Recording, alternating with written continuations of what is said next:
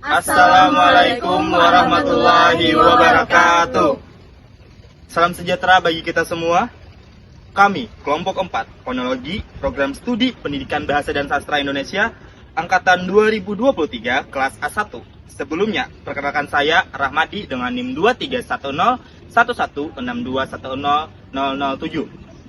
Perkenalkan, nama saya Miftahul Janah dengan NIM 23101161620002. Perkenalkan, nama saya Iya Rosyani dengan NIM 231011620013. Saya Rabiatul Jana dengan NIM 23101161200010. Dan saya Muhibah dengan NIM 23101162200003. Di video ini kami akan menjelaskan kembali materi kelompok 2, pengertian fonetik, jenis-jenis fonetik, transkrip fonetik, kegunaan transkrip fonetik, dan sistem transkrip fonetik. Yang pertama, ada konsep fonetik. Fonetik adalah bidang fonologi yang mempelajari tentang bunyi yang dihasilkan oleh alat ucap tanpa memperhatikan apakah bunyi itu memiliki fungsi sebagai pembeda makna bahasa tersebut. Selanjutnya saya akan menjelaskan tentang jenis-jenis fonetik. Jadi di fonetik itu terbagi menjadi 3. Yang pertama ada fonetik akustik, kedua fonetik auditoris, dan ketiga fonetik artikulatori. Apa sih itu fonetik akustik? Jadi fonetik akustik sendiri mempelajari bunyi bahasa sebagai peristiwa fisik atau fenomena alam. Aspek yang dipelajari meliputi asal bunyi, perambatannya melalui udara, penerimaannya oleh telinga manusia, sampai terbentuknya kesan bunyi di otak. Misalnya, apabila memetik alat musik gitar, udara akan bergetar dan senar yang dipetik akan mengeluarkan bunyi dan dapat dinikmati keindahannya.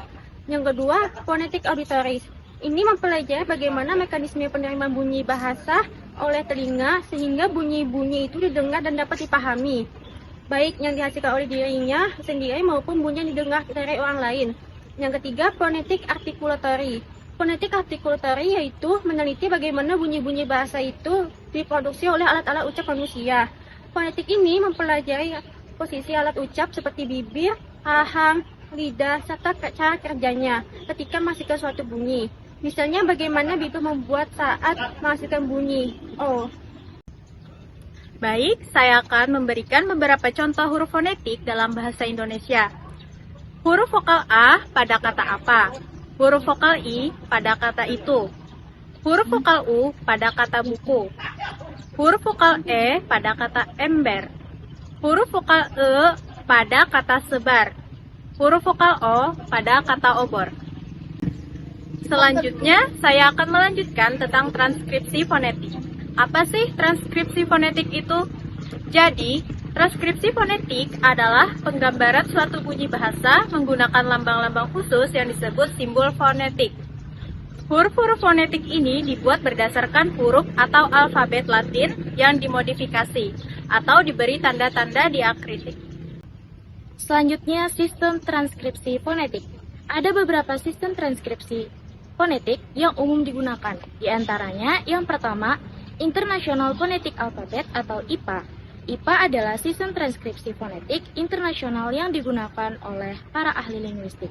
Simbol-simbol IPA terdiri dari huruf Latin dan simbol lain yang melambangkan berbagai jenis konsonan, vokal, diftong, dan juga fitur suprasegmental seperti tekanan dan nada.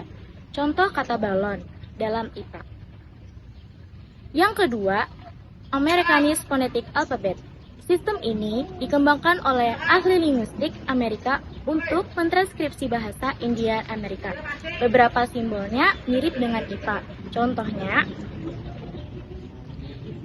yang ketiga ada UPA, yaitu Upper Phonetic Alphabet. Sistem UPA dikembangkan oleh Clifford H. Prater dan Betty Wallace Robinett. Simbol-simbol UPA terdiri dari huruf Latin biasa, huruf Latin dengan tanda diakritik, dan beberapa simbol contohnya. Yang terakhir adalah DILS, Dialek Instruksional Seluruh Indonesia, cakupan. Ini merupakan sistem transkripsi fonetik bahasa Indonesia berdasarkan dialek instruksional yang digunakan dalam sistem pendidikan di Indonesia. Contohnya, selanjutnya adalah beberapa kegunaan transkripsi fonetik antara lain. Yang pertama, ada menggambarkan cara pengucapan kata dalam bahasa secara detail.